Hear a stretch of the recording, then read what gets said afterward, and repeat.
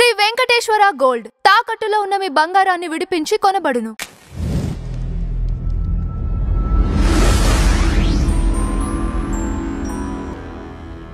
Hi hello welcome to tree media. ఈ రోజు మనతో ప్రముఖ జ్యోతిష్యుడు బ్రహ్మశ్రీ నందిబట్ల శ్రీహరి శర్మ గారు ఉన్నారు. నమస్కారం గురుగారు. వాగర్థావివ సంపృక్తౌ వాగర్థ ప్రతిపత్తయే జగతః పితరౌ వందే పార్వతీ పరమేశ్వరౌ ఆదిత్యాయ చ సోమాయ మంగళాయ బుధాయ చ గురుశుక్రశనిభ్యశ్చ రాహవే కేతవే నమః. శృంగేరి జగద్గురు పీఠాధిపతులకి కంచి పీఠాధిపతులకి నమస్కారములు తెలియజేసుకుంటూ కార్యక్రమాన్ని ప్రారంభిద్దాం. గురుగారు, షష్టగ్రహ కూటమి, సూర్యగ్రహణం వల్ల జరిగే విపత్తులు జరుగుతాయని చెప్పేసి అన్నప్పటికీ కూడా మన దేశానికి మనకి ఎలాంటి ఈ దోషాలు జరగవు అని చెప్పేసి చెప్పినప్పటికి కూడా ప్రజెంట్ ఇప్పుడు సిచ్యువేషన్ అంతా కూడా యుద్ధ వాతావరణం నెలకొంది మన దేశానికి. దీని గురించి మీరేం చెప్తారు? మనం గమనించుకుంటేనమ్మా, మార్చి 29వ తారీఖు రోజున షడ్గ్రహ కూటమి, అలాగే ఆ రోజున సూర్యగ్రహణ ప్రభావం మరియు శని కుంభరాశి నుంచి మీనరాశిలోకి ప్రవేశం చేశాడు. ఇవన్నీ కారణాల వల్ల కొన్ని విపత్కర పరిస్థితులు అనేటివి ప్రపంచవ్యాప్తంగా ఉంటాయి అని చెప్పడం జరిగింది. అంటే సునామీలు కానీ, భూకంపాలు కానీ, లేకపోతే ఇతరత్ర యుద్ధ వాతావరణాలు కానీ, ప్రకృతి విపత్తులు అనేకంగా జరుగుతాయని చెప్పడం జరిగింది. అయితే చాలామంది మన వాళ్ళు ఏమన్నారంటే, ఎక్కడో సూర్యగ్రహణం జరిగితే మనకేంటి, మనకు కనిపించట్లేదు కదా అని చాలామంది అన్నారు. కానీ ఆ రోజుల్లోనే అప్పుడే కూడా అనేక ప్రసార మాధ్యమంలో చెప్పడం జరిగింది ఏమిటి అని అంటే, ఈ యొక్క ప్రభావం మన భారతదేశం ఏమీ మినహాయింపు కాదు.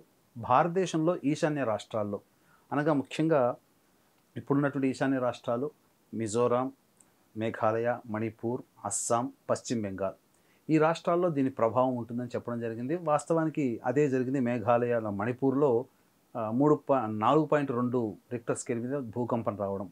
అదే మణిపూర్ ఈశాన్య రాష్ట్రాలకి ఆనుకున్నటువంటి దేశంలో మయన్మార్, అలాగే ఈ ఇండోనేషియా, వీటిలో భూకంపం ఏర్పడి 10,000 మందికి పైగా మరణించడం జరిగింది. అమెరికాలో సూర్యగ్రహణ ప్రభావం ఎక్కువగా ఉన్నటువంటి కారణం చేత అమెరికాలో టోర్నడోల రూపంలో, అగ్నికీలల రూపంలో ఆస్తి నష్టము, జన నష్టము ఇవన్నీ సంభవించడం జరిగింది. అయితే ఆ సమయంలో చాలామంది ఇదంతా ఉట్టిదే, ఏది జ్యోతిష శాస్త్రం ఏదో పుక్కిటి పురాణంలాగా అని అన్నారు.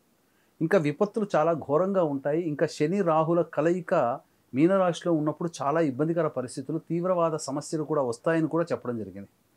అవన్నీ కూడా కొట్టేశారు. మనదంతా కూడా చాలా సేఫ్ సైడ్ కంట్రీ, మనకి ఏం కాదు, మనకు అన్నీ కూడా బాగుంటాయి, వీళ్ళంతా ఏదో జ్యోతిష్యులు ఏదో పొట్టకూటి కోసం మాట్లాడుతున్నారు, ఇలా అలా అవాకులు చివాకులు ఏదో చెప్పారు. శాస్త్రం ఉన్నప్పుడు జ్యోతిష్యులు తప్పు చెప్పుకుండవచ్చు కాక, శాస్త్రం ఎప్పుడు కరెక్ట్గానే ఉంటుంది కదా. శాస్త్రంలో ఉన్నటువంటి అంతర్గత విషయాలనే మనం అక్కడ చర్చించుకోవడం జరిగింది. సరే, రానున్న కాలంలో కాలమే సమాధానం చెప్తుంది అనుకున్నాం. అదేవిధంగా ఈశాన్య రాష్ట్రాల్లో పశ్చిమ బెంగాల్ రూపంలో మనం అనేక రకమైనటువంటి సామూహిక సంఘటిత వ్యతిరేక శక్తులు ప్రభావం చూపడం, చాలామంది అమాయకులు ఆస్తి నష్టం, మరణాలు కూడా సంభవించాయి.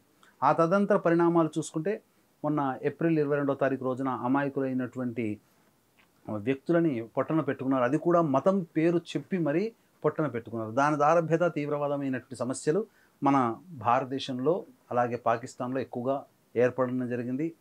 ముఖ్యంగా అమాయకులైనటువంటి ప్రజల ప్రాణాలు అనేటువంటివి కోల్పోవడం జరిగిన తర్వాత మన వాళ్ళు కూడా ఏమీ ఉపేక్షించలేదు. అవకాశం దొరకగానే అదును చూసుకొని కేవలం తీవ్రవాద స్థావరాల మీదనే ప్రయోగం జరిపి, తీవ్రవాద స్థావరాన్ని, తీవ్రవాదుని మాత్రమే మట్టు పెట్టింది. అంటే మనకెవరు అపకారం చేశారో వాళ్ళని చేశాం, కానీ మనకు అపకారం చేసిన దేశాన్ని మనం ద్వేషించలేదు, ఇబ్బంది పెట్టలేదు. కానీ మనకు అపకారం చేసిన ద్వేషమే మనకి ఇప్పుడు చీడపురుగుగా తయారైపోయి ఇప్పుడు సామాన్య ప్రజల్ని కూడా ఇబ్బంది పెడుతూ 10ల సంఖ్యలో కొంతమందిని సివిలియన్స్ని కూడా జమ్మూ అండ్ కాశ్మీర్లో ప్రాణాలను తీయడం జరిగింది.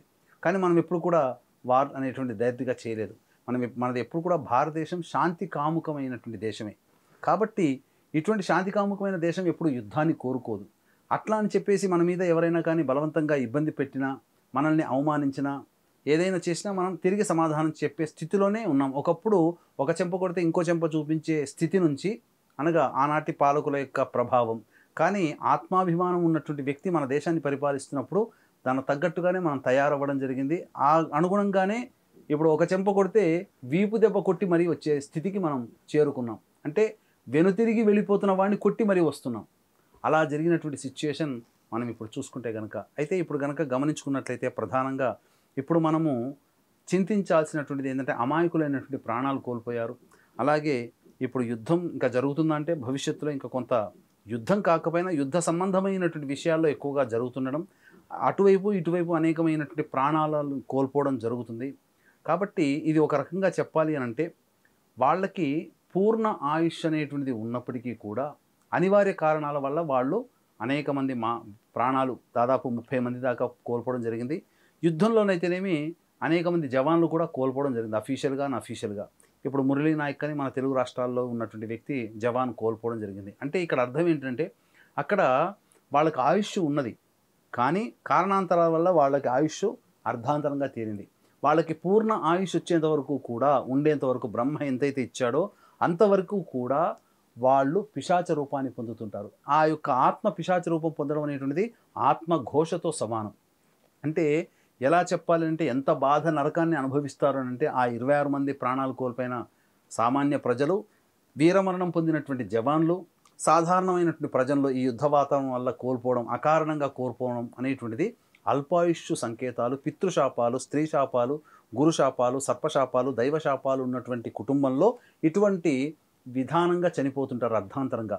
కానీ వాళ్ళ ఆయుష్ మాత్రం ఎక్కువగా ఉంటుంది. జాతకం చూస్తే చనిపోకూడదే, ఇలా తొందరగా పోకూడదే అని అన్న పండితులకే ఇక్కడ సమాధానం ఏంటంటే ఈ పితృశాప ప్రభావం ఉండడం వల్ల అకారణంగా మరణించిపోతుంటుంటారు. అయితే వీళ్ళ ఆత్మ సంపూర్ణ ఆయుష్ ఉన్నంతవరకు పిశాచ రూపాన్ని పొంది ఉంటుంది. ఇటువంటి పిశాచ రూపం అనేటువంటిది చాలా బాధాకరమైనటువంటి స్థితి. మనం మామూలు వాడుక భాషల్లో వీడి చేత నరకయాతన అనుభవిస్తున్నామని అంటారు కదా. నరకయాతన అంటే ఏమీ కాదు, పిశాచ రూపం పొందినటువంటి ఆత్మ మోక్షాన్ని పొందకుండా ఉండే స్థితే నరకయాతన. అంటే ఎలా ఉంటుంది, ఒక వ్యక్తి, ఒక స్త్రీమూర్తి డెలివరీ అయితే ఎంత నరకాన్ని బాధని అనుభవిస్తుందో అంతకు 1000 రెట్ల బాధని ఈ యొక్క అకాల మరణం పొందినటువంటి ఆత్మ అనుభవిస్తుంది. దీన్నే పితృశాపాలు అంటారు.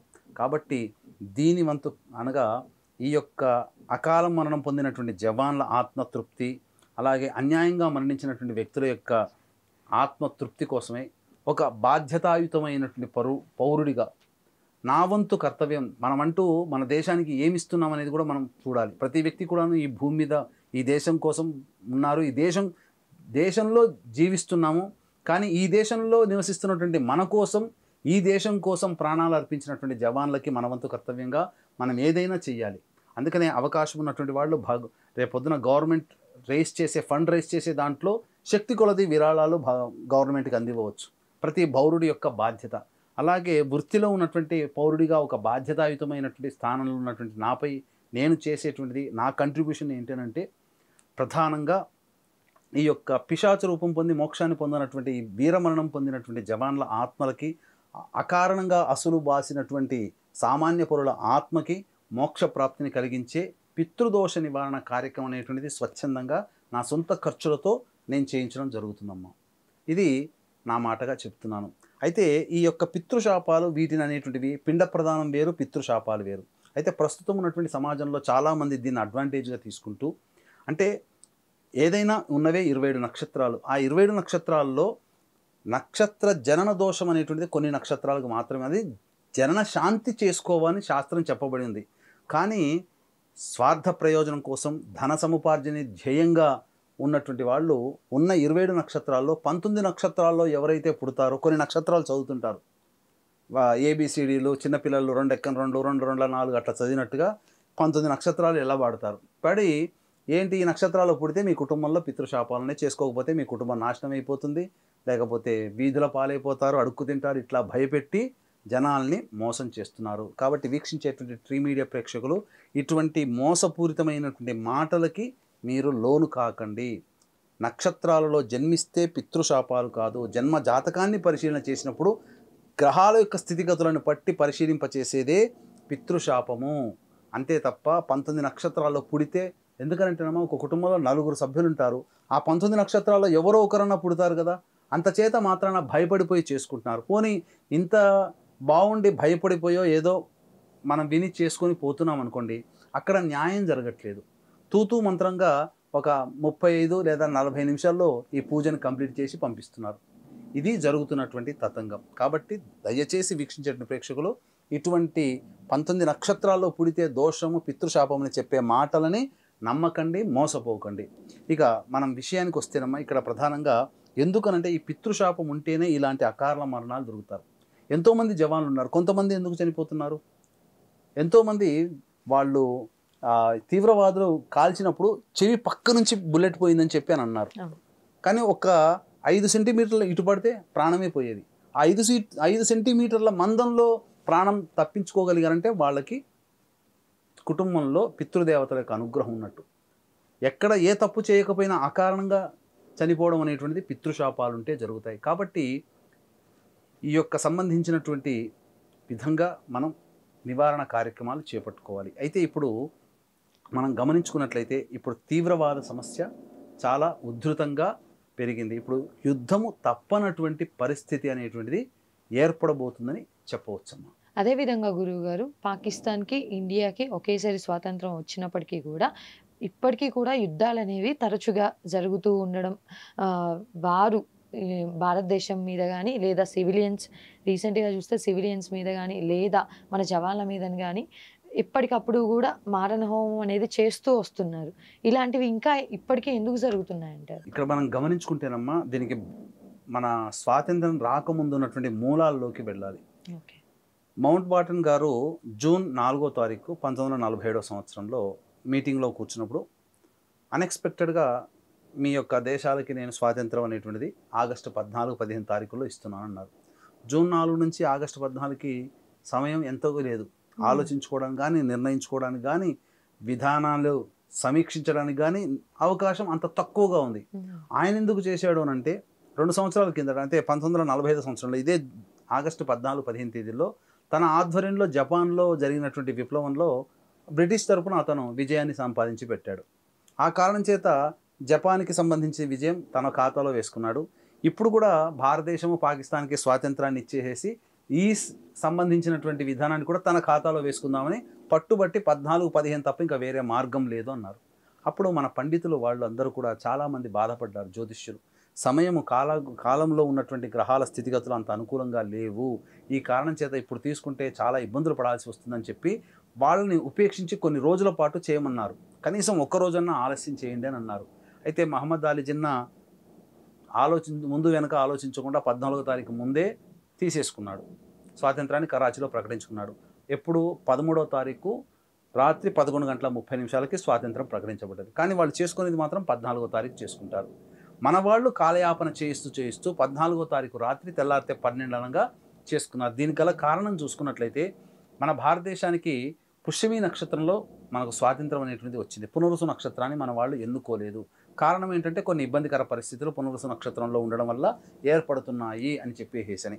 తదనంతరం పుష్యమి నక్షత్రం ఉండగా పంచగ్రహ కూటమి కర్కాటక రాశిలో ఉండగా వృషభ లగ్నంలో మన వాళ్ళు స్వాతంత్రాన్ని సంపాదించుకున్నటువంటి కారణం చేత గొప్పదైనటువంటి స్థితికి ఈనాడు ఉండగలిగామంటే ఆనాడు మన జ్యోతిష్య పండితులు ఇచ్చినటువంటి ముహూర్త బల ప్రభావమే. ఎందుకంటే 2 దేశాలు ఒకేసారి స్వాతంత్రం ఇచ్చినప్పుడు భారతదేశం ఏమో వెలిగిపోతుండడానికి కారణం ఏంటి, పాకిస్తాన్ ఏమో నశించిపోవడానికి గల కారణం ఏంటి అనేటువంటిది మనకు అక్కడ మన జ్యోతిష్యులు ఇచ్చినటువంటి ముహూర్త సూచనలు అని చెప్పవచ్చు. ఇంకా మనం గమనించుకున్నట్లయితేనమ్మా, ఇక్కడ ప్రధానంగా 12వ స్థానంలో భారతదేశానికి 3వ స్థానానికి 12వ స్థానంలో కుజగ్రహ ప్రభావం ఉన్నది. అంటే 12వ స్థానం వాయువ్య దేశాన్ని సూచిస్తుంది. మన భారతదేశానికి వాయువ్య సరిహద్దులో ఈ పాకిస్తాన్, బంగ్లాదేశ్ లాంటి రాష్ట్రాలు ఉండడం వల్ల ఎప్పుడు కూడా వాటి వల్ల సమస్యలు అనేటువంటివి ఉధృతమవుతూనే ఉంటాయని మనకు ఈ యొక్క స్వతంత్రం వచ్చినప్పటి నుంచి దారభేద తెలుస్తుంది. అయితే ఇప్పుడు ప్రస్తుతం నడుస్తున్నటువంటి దాని ప్రకారం చూసుకున్నట్లయితే ఇప్పుడు 2020 ఇప్పుడు చంద్రమహాదశలో మనకు నడుస్తుంది మన భారతదేశానికి. రేపు తదనంతరం ఈ కుజమహాదశలో మృగశిర కుజమహాదశలో నడుస్తుంది. 2027 నుంచి రాహు మహాదశలోకి వస్తుంది. ఎప్పుడైతే 2027-28లో రాహు మహాదశ ప్రారంభమవుతుందో అప్పుడు మన భారతదేశం వెలిగిపోతుంది. 2028 నుంచి 18 సంవత్సరాలు అంటే 2046 సంవత్సరం వరకు కూడా అప్రతిహతమైనటువంటి విజయయాత్రని మన భారతదేశం ప్రపంచవ్యాప్తంగా పొంది ఇప్పుడు మనం ఏదైతే ఆలోచిస్తున్నామో విశ్వగురు స్థానానికి 2028 నుంచి నాంది పలుకుతుంది మన భారతదేశం. ఇది మన భారతదేశానికి ఉన్నటువంటి విధానంగా చెప్పవచ్చు. అయితే ఇప్పుడు మనం కనుక గమనించుకున్నట్లయితే పాకిస్తాన్ ఎందుకు మనతో ఎప్పుడు కూడా అంతర్యుద్ధాలు చేస్తూ వస్తుంది, ఒకే సమయంలో ఈ యొక్క సంబంధించినటువంటి స్వాతంత్రం వచ్చినప్పటికీ కూడా ఎందుకు ఈ రకమైనటువంటి ఇబ్బందికర పరిస్థితులు పాకిస్తాన్ నుంచే మనం పొందుతున్నాము అంటే ప్రధానంగా ఈ యొక్క పాకిస్తాన్ స్వాతంత్రం వచ్చినటువంటి సందర్భంగా మూడవ స్థానంలో లగ్నాధిపతి అయినటువంటి కుజుడు చంద్రుడు కలిసి ఉండడం, అది ఆరుద్ర నక్షత్రంలో స్వాతంత్రం రావడం, ప్రస్తుతం నడుస్తున్నటువంటి దశ శుక్ర మహాదశ. ఈ శుక్ర మహాదశ ఎప్పుడు కూడాను పాకిస్తాన్కి అనుకూలంగా లేని దశ. అంతేకాకుండా రెండవ స్థానంలో రాహు ఉండడం, అందుకని ఎప్పుడు మాయోపాయమైనటువంటి వాక్కు చేత వలన ఇబ్బందికర పరిస్థితులు, ఎప్పుడూ మాట ఇచ్చింది వాగ్దానం మీద నిలబడకపోవడం, మాట్లాడేది ఒకటి చేతలో చూపించేది ఒకటి ఉండడం.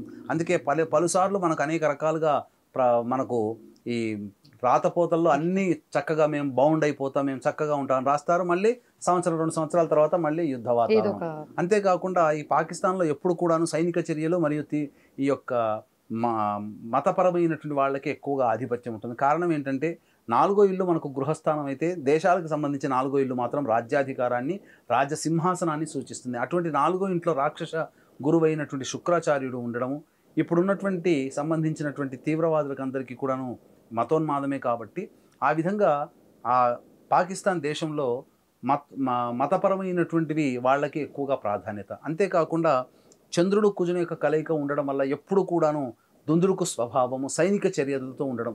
అందుకే మీరు గమనించుకున్నట్లయితే పాకిస్తాన్ స్వాతంత్రం వచ్చినప్పటి నుంచి ఏ వ్యక్తి కూడాను సంపూర్ణంగా 5 సంవత్సరాలు పరిపాలన చేయలేదు. మహమ్మద్ అలీ జిన్నా కూడా సంవత్సరం తర్వాత ఏదో వ్యాధితో పోయాడు. ఆ యొక్క మొదట స్వాతంత్ర ప్రధానిగా చేపట్టిన వ్యక్తి 4 సంవత్సరాల తర్వాత హత్య గావించబడ్డాడు. అంతేకాకుండా ఇక్కడ మన పాకిస్తాన్ విషయంలో కనుక చూసుకున్నట్లయితే ప్రధానంగా ప్రజాస్వామ్యబద్ధాన్ని సూచిస్తున్నప్పటికీ ఎక్కువగా సైనిక చర్యనే ఎక్కువగా ఉండడానికి గల కారణం, ఇక్కడ 4వ ఇంట్లో శని ప్రభావం ఉండడం వల్ల సామాన్యమైనటువంటి ప్రజాస్వామ్యాన్ని సూచిస్తున్నప్పటికీ కుజగ్రహ ప్రభావం, శుక్రగ్రహ ప్రభావం ఎక్కువగా ఉన్నటువంటి కారణం చేత మతపరమైనటువంటి ఛాందసవాదంతో కూడుకున్నటువంటి జీవన విధానంతో పాటుగా సైనిక చర్యలు కూడా ఎక్కువగా ఉండడం అనేటువంటిది ఈ యొక్క పాకిస్తాన్ ప్రభావంలో జాతక చక్రంలో కనబడుతుంది. అందుకనే అంతర్యుద్ధంగా ఎప్పుడు కూడా కొట్లాటలు, ఎప్పుడు కూడా ఇబ్బందికర పరిస్థితులు, ఎదుటి వాళ్లతో కవ్వింపు చర్యలు చేపడుతూనే జీవనాన్ని కొనసాగిస్తున్నారు. కానీ ఎంతసేపటికి ఎదగడానికి, అలాగే నవీకరించడానికి, జీవితంలో మెరుగుపడడానికి వాళ్ళు ఏమాత్రం కూడా స్టెప్ తీసుకోలేకపోతున్నారని ఈ యొక్క దేశ ప్రభావాన్ని చెప్పవచ్చు. అందుకే చూసుకున్నట్లయితే అనేక యుద్ధాల్లో 1965 కావచ్చు, 1977 కావచ్చు, 2009లో కార్గిల్ కావచ్చు, అనేక యుద్ధాల్లో ఈ శుక్రుడు శని ప్రభావం, అనగా శని ప్రభావం ఉన్నప్పుడే ఎక్కువగా జరుగుతుంది. ముఖ్యంగా శని మీనరాశిలోకి సంచారం జరుగుతున్నప్పుడే పాకిస్తాన్లో ఎక్కువగా తీవ్రవాద సమస్య అయినటువంటి యుద్ధాలు జరుగుతున్నాయి అని చెప్పవచ్చు. అందుకని ఇప్పుడు మీనరాశిలోకి శని ప్రవేశం చేయగానే తీవ్రవాద సమస్యలు ఇతర దేశాల మీద పడడం, తద్వారా ఇబ్బందికర పరిస్థితులు తాను పొందుతూ ఇతర దేశాలను కూడా పొందింపచేస్తూ, ఒక రకంగా చెప్పాలనంటే ఏది పడితే పిచ్చుడి చేతిలో రాయన్నట్టుగా తయారైపోతుందని చెప్పవచ్చు.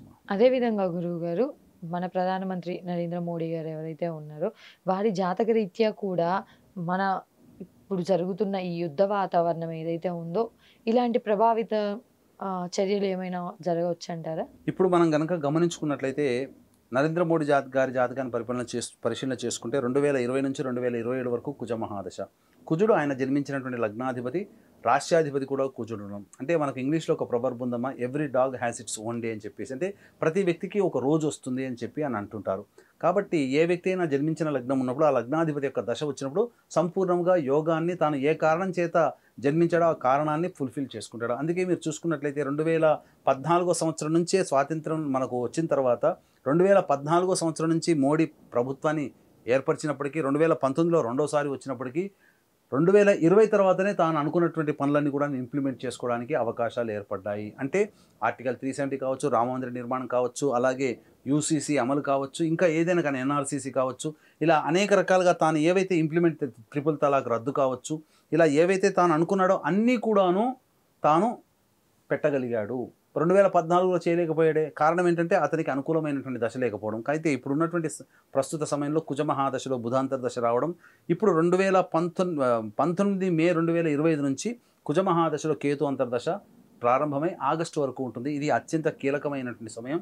అంతేకాకుండా ఆయన జాతకంలో కేతు దశ వచ్చినప్పుడు కొన్ని విపత్కర పరిస్థితులు అనేటువంటి ఎదుర్కోవడం, కొన్ని అభియోగాలు రావడం, కానీ నిబ్బరంగా ఉండి ఎంతో శాంతంతో, ఎంతో ఓపికతో ఉండి తన యొక్క పడ్డటువంటి అభియోగాలన్నీ కూడాను ఆ కేతు దశలో వాటన్నిటిని కూడాను అధిగమించి తను నిరూపించుకున్నాడు. అట్లాగే ఈ కుజ మహాదశలో కేతు యొక్క అంతర్దశ రావడం, ఈ సమయంలోనే కుజకేతులు కలయిక సింహరాశిలో ఉండడం, దీని ప్రభావం ఈ యొక్క మోడీ జాతక చక్ర ప్రభావం మరియు ప్రస్తుతం ఉన్నటువంటి గోచారీత్యా ఉన్నటువంటి కుజకేతుల యొక్క ప్రభావం వెరసి ఒక విపత్కరమైనటువంటి పరిస్థితిలో గొప్ప నిర్ణయాన్ని తీసుకోగలిగేటువంటి శక్తి ఆ యొక్క మోడీ గారి జాతక చక్ర ప్రభావం వల్ల కలుగుతుందని చెప్పవచ్చు. అయితే ఇప్పుడు మనం కనుక గమనించుకున్నట్లయితే బీజేపీ సంబంధించినటువంటి సిద్ధాంతాల ప్రకారం చూసుకుంటే 75 సంవత్సరాలు నిండినటువంటి వ్యక్తికి మళ్ళీ తిరిగి అధికారం కానీ పదవి కానీ ఎటువంటిది కూడా ఉండదు.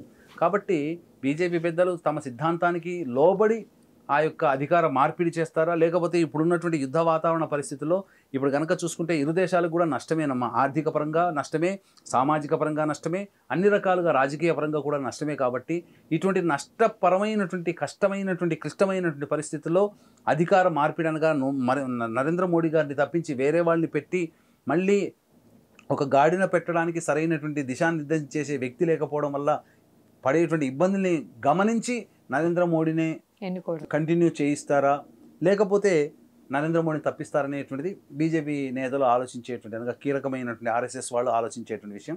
కాకపోతే 2027 వరకు ఆయన జాతకం బాగున్నటువంటి కారణం చేత అతను ప్రధానమంత్రిగానే 27 వరకు కొనసాగే అవకాశాలు ఎక్కువగా గోచరమవుతున్నాయి. తదనంతరం వచ్చేటువంటి కేతు మహాదశ ఇక్కడ ప్రధానంగా ఈ సంబంధించినటువంటి తదనంతరం వచ్చేటువంటి కుజ మహాదశ తర్వాత రాహు మహాదశ వస్తుంది.